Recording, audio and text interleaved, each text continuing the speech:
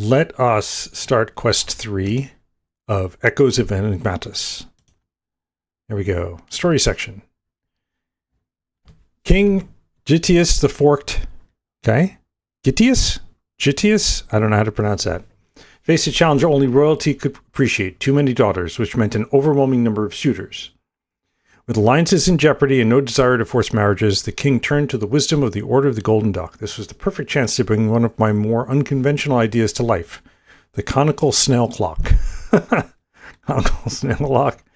Some time ago, I encountered a peculiar species of snail. Unlike their sluggish relatives, these snails moved only in straight lines at perfectly constant speed.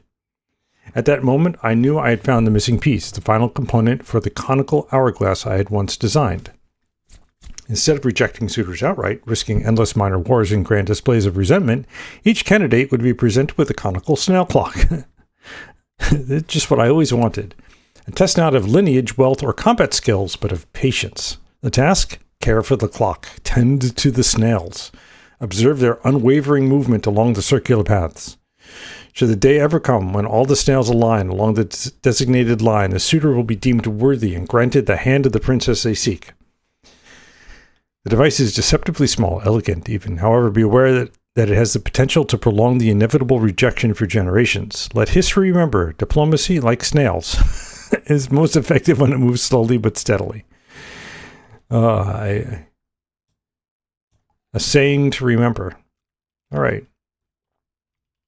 The device consists of wooden discs stacked on top of each other. Snails are placed on the sides of the discs, allowing them to move continuously around them.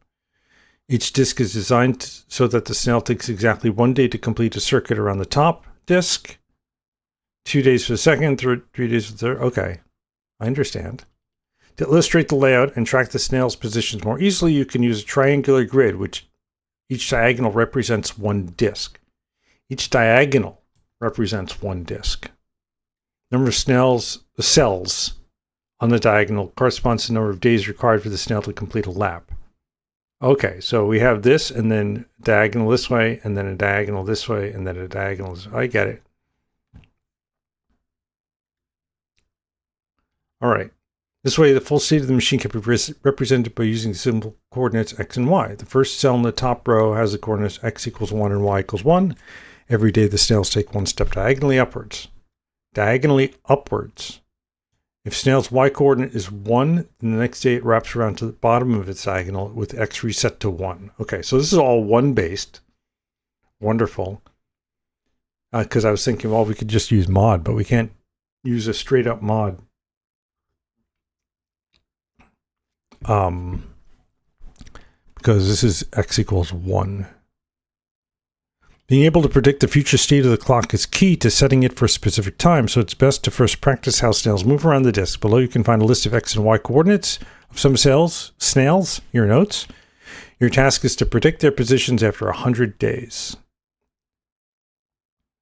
Am I a MATLAB fan? No, I'm not a MATLAB fan. I was just thinking that we could. I did use MATLAB once. I played around with it, but if we're going to use the mod operator, right, because we want to be able to just wrap around, because we're moving diagonally, right?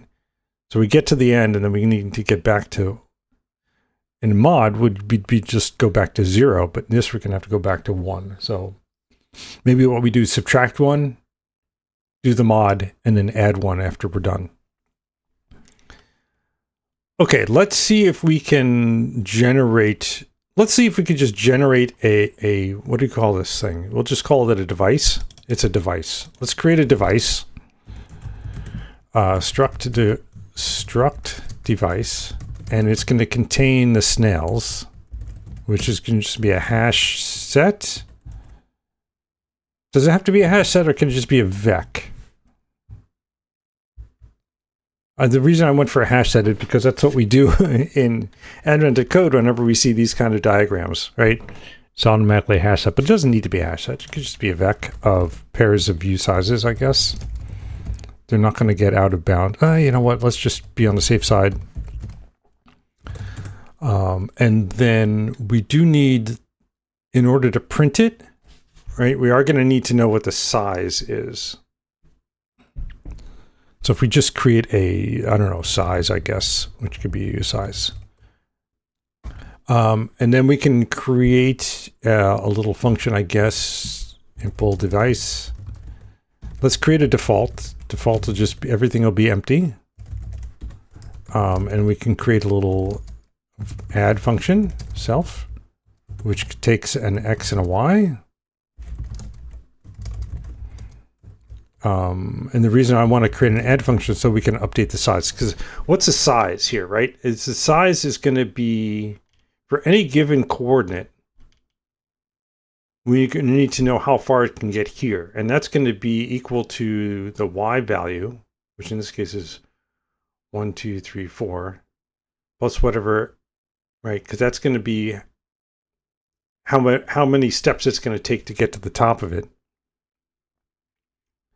From where it is, plus the X coordinate that it's at, right? So that should give us the full size, and then we can just max that out, right? We can just say snails push XY, self snails, and then self size equals self size max. I think I can just say X plus Y, right? And then we can print it. Let's impl display for this. And we can display like that. And this will be for Y. Oh yeah, that's why a hash set is easier. Okay, let's just use a hash set. Hash set. Because that way we just contains and print out an @ sign or a dot. For Y in 0 dot size. Well, we'll see. Let's see if that's going to be right. And then X, actually X is going to get smaller and smaller each time. So let's see if we can say let max X is equal to size. Oh, self size. Self size. And then we'll say for X in 0 dot max X, we're going to say if self snails contains XY, right bang F at question mark semicolon, else right bang F dot question mark semicolon. So that's that. And then here we just say right bang F, right line, right? We just need a final thing there. And then we want to subtract 1 max X minus equals 1. So I think, oh yeah, and then we need an OK at the end. I think that's all we need to do. Let's grab this as our test input. Cat into test 1.1. Right? Let lines use AOC lib read lines test 1.1 text. And then creating the device should be easy. I mean, it's just X equals 1, Y equals 2. I wonder if I should, I don't know. What's the easiest way to do this? I mean, obviously we're going to need this for part 2 and 3 as well. Let's do this. Let's make a trait. Trait get XY. And it's fn get XY, and with the string, I can do this as ref stir, right? Line S, and it returns an XY pair of I64, I64.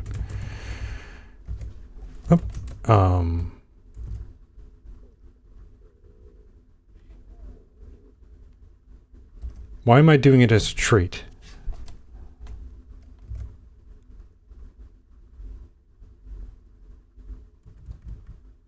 I guess, I mean, I guess I could just do this, right? Self. Tommy says, no clue. Yeah, no clue. Impl get XY for stir. Fn get XY self. I64, I64. Right, and we can just say let XY equals self split once on this, unwrap. It does know it's a stir. That's good. And then it's going to be let x underscore equals x split once on equals. Unwrap. And then y is y. And then this is just x parse unwrap. Oh no, it's the other way around. Underscore on the front and then this on the back. And then we go y bars unwrap. Right? That should build. Oops. Isn't Snail's a... Oh, it's... Yeah, that's right. I changed it from a vec. So this should be just insert.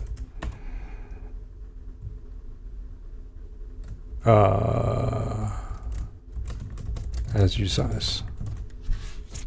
Okay. And then this is just going to be for line in lines. Oh, we need a device first. Let mod device equal device default. For line in lines, and we can say device add. Oh, I guess I did it this way, didn't I? Okay. I guess I could say this. Let xy equals line get xy device add xy. Right? Does that compile? It seems to. I didn't bake in Clippy here. Oh. You can't. Oh, because this is. I see. Let's just make everything an I64. And that way we don't even have to do this anymore. Yep. Okay. And then now we should be able to print it out by doing println device. And it should print it. Let's see what happens. Run. Did that work? It did not. We're off by one here. Okay. Somebody hit the bell. There we go.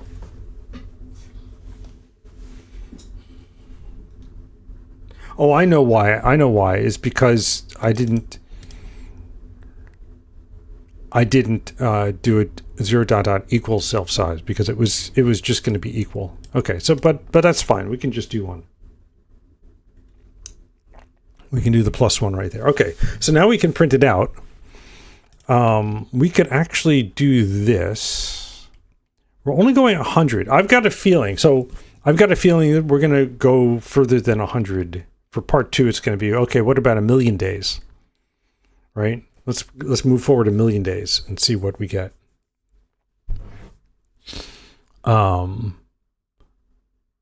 But for now, for 100, we could just do it step by step, right? I mean, it's fairly straightforward. We could just loop over it 100 times. And we should get, oh, I guess we can add another little function because I'm seeing here, when we use the formula x plus 100 times y for each snail, the sum is therefore this. So that's what we're adding up. As your answer, yes. Calculate all the snails' positions. I never read any of this, did I? Okay. I was just kind of just going forward without consideration. Yeah, I know. I think I understand this. That's why I skipped forward. It was just this part I missed. All right. So we can actually write a little function on the device to calculate that. Instead of add, we can say value of self. It's going to be an I64, and it's just going to be all of the self snails iter map snail. And snail is just going to be an XY pair, right? And it's going to be snail dot x plus 100 times snail dot y. And we're going to sum those up. I don't think I have to tell it. We could also use fold, I guess. And then so we can just print out the device. Let's say println. Oh, I forgot. I do my thing. Conical snail clock. Println quest 3. The conical snail clock. There we go. And now we say part 1 is this, and it's just going to be device value. After we step 100 times. So right now, oh, it's 1310. Wasn't that the answer? Yeah, it is 1310. So without moving at all, the answer is 1310. Ha! So what I should do, let's just loop over it 5 times and we can print it out 5 times, right? So we can see these first, oh, they have 6. Okay, we'll do 6. In 0.6, device step, println device, and we can print it out. That's interesting that it just ended up being the same. Or is it always the same? No, it shouldn't be. It shouldn't be. Okay, let's do this. We do need to generate the step function, or step method, as it's called in the LSP. So this is just, we subtract 1 from y. If we hit 0, then we set x to 1 and move y all the way back down to the bottom.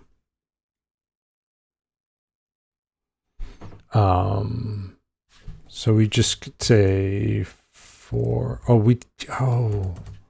was trying to think if we could do an iter mute on the hash set, but you can't do an iter mute on the hash set. That doesn't make any sense.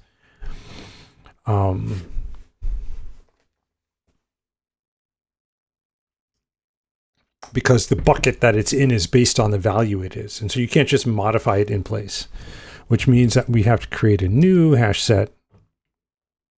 Next is equal to hash set new for snail in snail's iter. I guess, I wonder if there's like a remove. Yeah, I'm not going to worry about it. We'll just do a replace. And then at the end, we'll just say self snails equals next. Right? And it should be self. So if we're already at the top, right? If y is already equal to 1, snail dot 1 is equal to 1, then we'll say next insert 1, and then we're going to loop around, because what it'll be is the x coordinate is going to be our new y coordinate, right? Because if it's 1, 2, 3, 4, then when we hit the top, we come back here with x equals 1 and y equal to whatever our x coordinate was. So snail 0. Else, next going to insert snail 0 plus 1, right? We'll move 1 along the x-axis and then minus 1 on the y-axis. Snail 1 minus 1. All right, so let's see what happens now. It blew up. That's what happened. Oh, right, because when you generate the function on its own, you get this. This needs a semicolon. Oh, this needs to be mutable. All right, so are we close? Not even. So this is day 0. Oh, that's right. I'm starting at 0 and I shouldn't be starting at 0, right? I should be starting at 1. Well, that's fine. But after day 1, this should have gone up to here.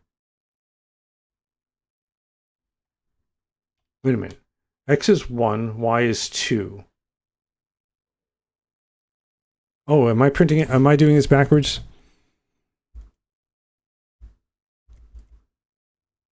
No. Let's start at 1, 1, because that's the way you do it.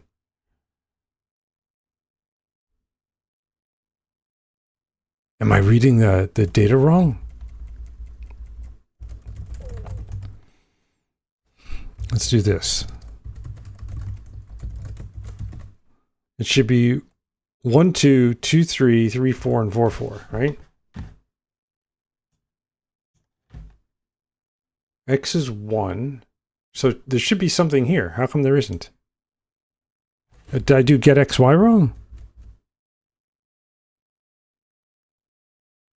No. Huh. I'm very confused.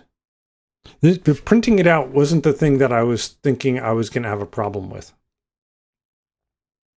We are going one beyond that we need to go. I mean, if you look at the way this gets printed out. But if I do self-size -1, it's going to blow up. Oh, no, it didn't blow up. Okay. I was worried that this would go negative. Oh, but it's an I-64. I forgot. I changed it. Yeah. All right. But 1, 2. X equals 1, Y equals 2. And this is printing out here. Right bang. Right lin bang. F. This. It's got to be... what did I do wrong here? Oh! No, that's right. That's right. Yeah, I do a step. Oh, okay. Okay. I didn't print out day 0. I was looking for... Okay. That's a problem. That's a problem. Let's do this. This is day 0. Jeez. I had it right. Okay, so after 6 days, this is 1211, which is fine. Okay, so let's just loop it 100 times without printing it.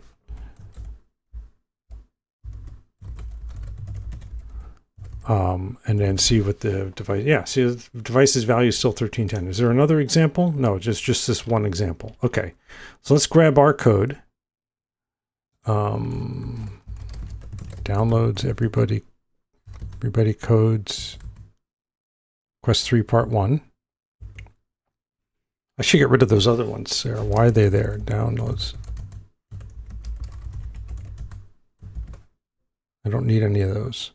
Oh, I see. E2024 was the old one. Okay. And now let's run with that.